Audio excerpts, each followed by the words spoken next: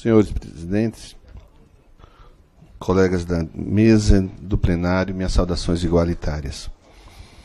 Confesso que não estou à vontade de falar sobre o tema, fiquei na dúvida se me inscrevi ou não, porque a origem desse debate, uma gravação originária de hack, confesso que me incomoda como posição de discutir provas lícitas ou ilícitas nesta casa.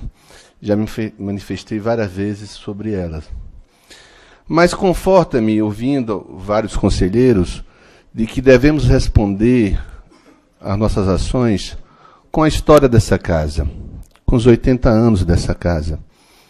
E essa casa já respondeu essa minha dúvida por diversas vezes. Quando debateu os dois processos de impeachment, por exemplo, essa casa disse que as provas ilícitas devem ser tratadas como ilícitas nos processos.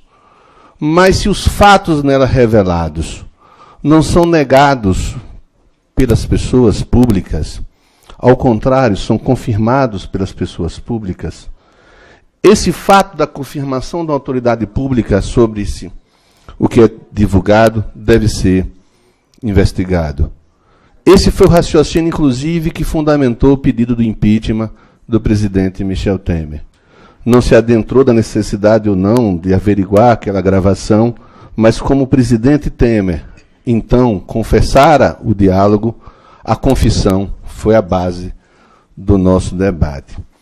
E, de novo, esse dilema com essa mesma solução já apresentada historicamente por esta casa.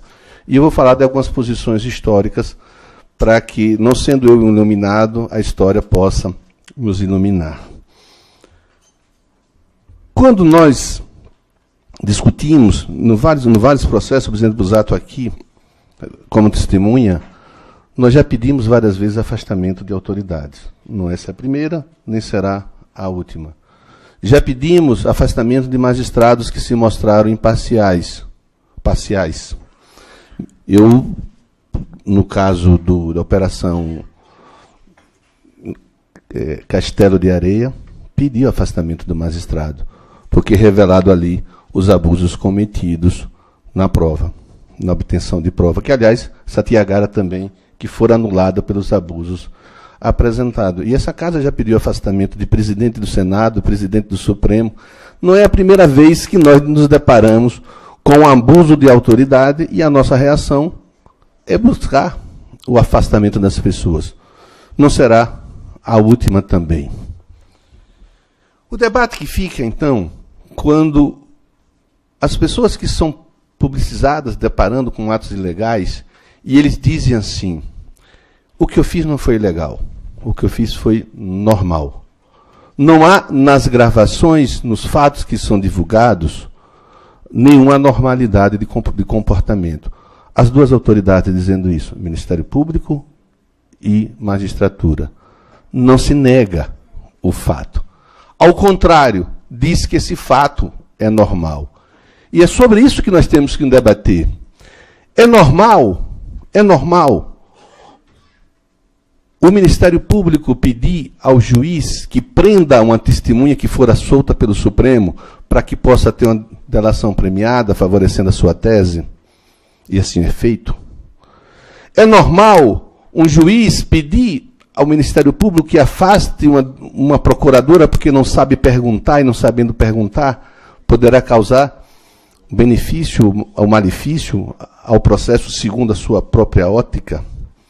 É normal um magistrado pedir ao Ministério Público que faça diligências que ele mesmo vai julgar? Ande adiante e ele mesmo vai julgar o que ele pede que se faça. É normal ao magistrado passar documentos secretos para acusação de processos que ele vai julgar? Esse é o conceito de normalidade que nós temos de um processo? Se nós dissermos que sim e respondermos que é normal, fiquemos em silêncio. É normal.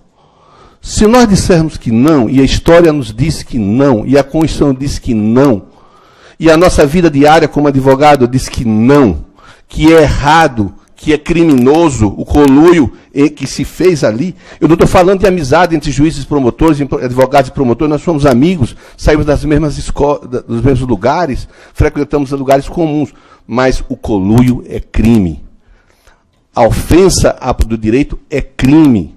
E diante de um crime revelado e confessado, que atinge diretamente a nossa história, não só a democracia, mas a nossa atuação diária, como devemos reagir? Como sempre reagimos, como sempre fizemos na nossa história. Com notas? Sim. Com pedidos expressos? Sim. Pediu afastamento daquele jogador, e eu vou acrescer. Quando ele assume o Ministério da Justiça, ele disse que assumiu para fazer do Ministério da Justiça uma lava-jato de âmbito nacional. Ora, se ele diz que a lava-jato interna é normal praticar ilícito, imagine a lava-jato nacional, que ele diz que comanda no Ministério da Justiça. E há um instrumento para isso. Devemos pedir que o Conselho de Ética da República investigue o seu comportamento. Se ele, enquanto ministro da Justiça, está dando prática o que ele disse que ia fazer, transformar esses ilícitos confessados em uma forma de governo. Devemos pedir, sim, que o Conselho de Ética da República analise o seu ministro da Justiça. Acho que é o nome formal que se diz. Irmos também ao Conselho Nacional do Ministério Público, como os próprios colegas deles estão fazendo, para que se investigue. E lembrando o que essa casa diz, e que eu já ouvi diversas vezes deles próprios, de que investigar não é acusar. Investigar é oportunizar a defesa. Ora, vamos a esses lugares oportunizando o direito de defesa deles. Que eles digam que é normal, que eles comprovem a normalidade do conluio ali prova e que nós estamos enganados. Aliás, os acusadores, nós garantimos o direito de defesa para que eles assim exerçam. Mas a revelação que nos faz nos deixa com essa responsabilidade na mão. E eu quero crer, pelos posicionamentos que se fez e pelos posicionamentos que o presidente Felipe Santa Cruz tem exercido desde que assumiu o mandato, de que a defesa não é, nunca será, numa democracia, menor do que a acusação. Que o nosso papel no processo não é de bobo da corte, em que se homologa ou se não sabe o que está fazendo do outro lado. Nós somos administradores da corte, administradores da justiça, mas não somos bobo da corte, em que a acusação e o julgador, de forma prévia, escondida, rasteira, diz o que vai ser produzido. Nós não podemos transformar essa prática, como aqui diz, um farol a ser seguido pelos outros. Não cabe para a advocacia, que compreendeu desde cedo que não é profissão para covarde. E o medo de parecer impopular nos detém na nossa missão. Não devemos ter medo da opinião pública, da opinião publicada, porque a nossa missão é muito maior que essa. Como diz a nossa história, nosso artigo 44 e a Constituição, a nos mencionar por diversas vezes. Nós somos responsáveis pela preservação do Estado Democrático de Direito, clara e confessadamente ferido nesse episódio lamentável.